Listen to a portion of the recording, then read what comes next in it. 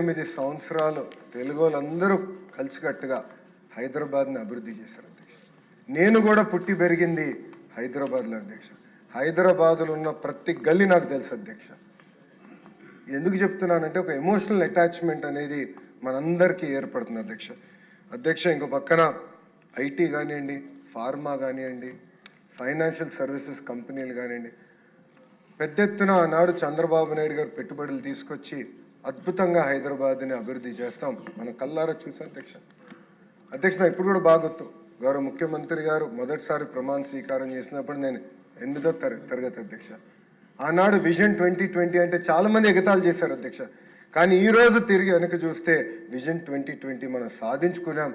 ప్రపంచం మొత్తం తెలిసే విధంగా మన హైదరాబాద్ని మనం నిర్మించుకున్నాం అధ్యక్ష. ఒక మాటలో చెప్పాలంటే ఆనాడు ఆంధ్ర రాష్ట్రం శరీరం అవుతే హైదరాబాద్ అనేది గుండెకాయలాగా నిలబడింది అధ్యక్ష. అందరం కలిసికట్టుగా చెమటోర్చి కష్టపడి హైదరాబాద్ని అభివృద్ధి చేసుకున్నాం.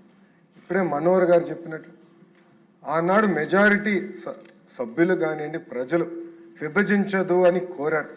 అయినా కూడా పార్లమెంట్లో టీవీలు కట్టేసి చర్చ లేకుండా హైదరాబాద్ని విభజించారు అధ్యక్ష.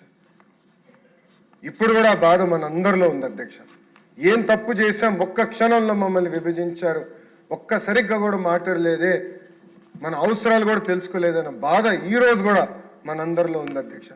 ఒక రాష్ట్రానికి ఏమో రాజధాని ఉంది, సచివాలయం ఉంది, అసెంబ్లీ ఉంది, మంత్రులు పనిచేసడానికి భవనాలు ఉన్నాయి, మంత్రులు ఉండేదానికి భవనాలు ఉన్నాయి అధ్యక్ష.